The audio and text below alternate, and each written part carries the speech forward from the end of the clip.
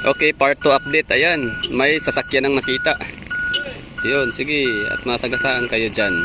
Mga city engineering office siguro natin yan. Tsaka mga kontraktor. So, shout out sa inyo, no? Mayroon na tayong kitang dito. 4 wheels talaga, no? Dumaan. Nice one. Nadaanan na siya pero hindi pa siya official.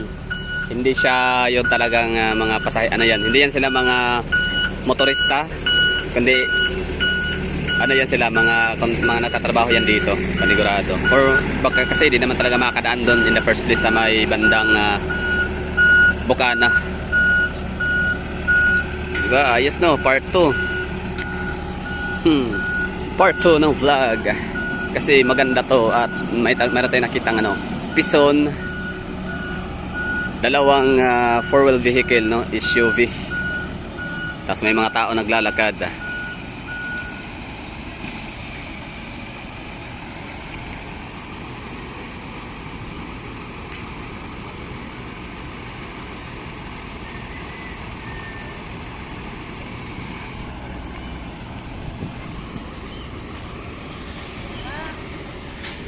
Yung kabilang lane kasi 4 lanes, 2 lanes. Paano ba sabihin yun? Basta kabilaan, right, left and right, tagdadalawang linya or tagdadalawang lane ang kalsada. So ngayon, dalawa pa lang makita natin. So ito na build program. So na tayo dito, patrivia na lang habang kinukuha natin ng video itong mga sasakyan na dumadaan, itong Pison, pati mga tao dito sa lugar. Patrivia tayo base na to sa aking nakikita, nalalaman sa Wikipedia, reported, andyan sa DPWH lahat. Ito ay nagkakahalaga ng 33 billion pesos. Hindi lang, maliit na portion. Baka yung mga tanga dyan, na mga kalaban ng mga Duterte, mga hater, mga DDH or diehard Duterte haters and mga bangag, tsaka pinklawan, isabihin yan na yung 33 billion.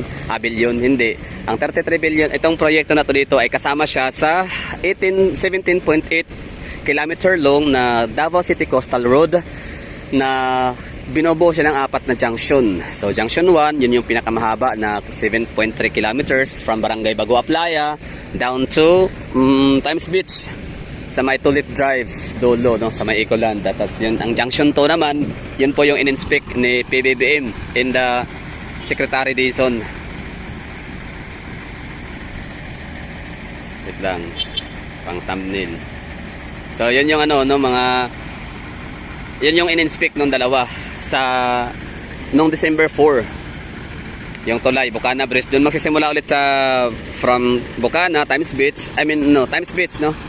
Junction 1, tapos tatagos yun. Dadaan yan sa tulay na napakaganda, iconic. Kita natin, no? Andyan, may upload ako na nakuhaan ko siya na umiilaw. Actually, magdamag siya umiilaw, no? Sana nga, hindi lang yun pa-impress. Ibig sabihin, hindi yun patikim lang or pa-sample tasting. Sana talaga hanggat andyan yung tulay, kumbaga habang buhay na yung ganun, no? Iilaw siya talaga paggabi, liliwanag, hindi lang yung hanggang alas 9 lang. Para naman na masyado tayong matutuwa mga taga Davao, no? Kasi nadadagdagan na yung mga tourist spots and tourist destination natin. Ang dami na nating activity sa Davao, ang dami na nating mga parking na pwedeng tambayan. Ngayon madadagdagan pa sa party na yun kasi yun na nga, kabilaan.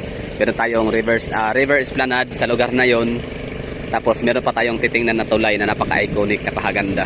Pero balikan natin, no? So trivia tayo. So 17.8 kilometer long, consists of 4 junctions. Junction 1, yun yung matagal natin dinadaanan. Back on 2023 pa lang siya, nabuksan na siya, nagamit na. July 2023 yung inauguration. And ito naman ngayon, Junction 2, upcoming na siya, mabuksan na siya. Ngayong December 15. Tapos yung Junction 3 and Junction 4, yung Junction 3 tapos na rin yung kalsada, ang tulay na lang yung hindi pa masyadong tapos.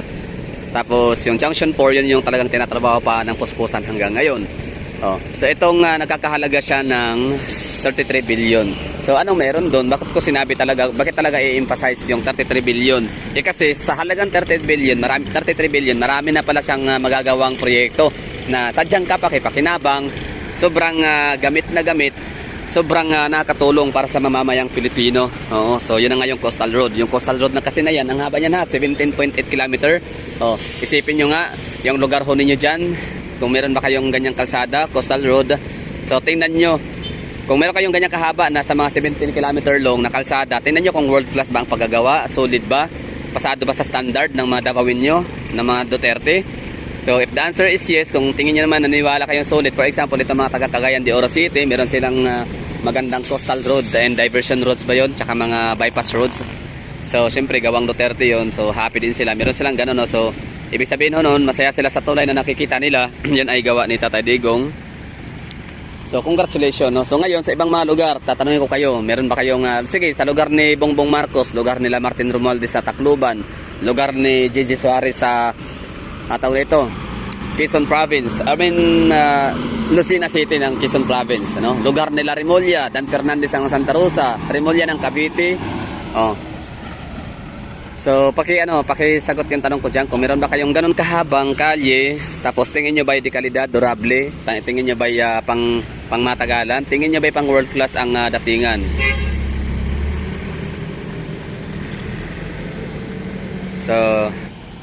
So if the answer is yes, edi ayos, no, magaling yung mayor ninyo, magaling yung inyong piniling congressman. Pero kung hindi, ay ibig sabihin nun, backjob sila. So dito sa Davao City, yun nga, 33 billion, ganun kaganda ang proyektong nagawa sa ganun kalaking halaga. Pero anong nangyari ngayon, no? Yung 33 billion, basa-basa na lang yung binubulsan nila Martin Romualdez, Saldico, nila BBM, o sino pa yung mga grupo nila, mga tirador, no?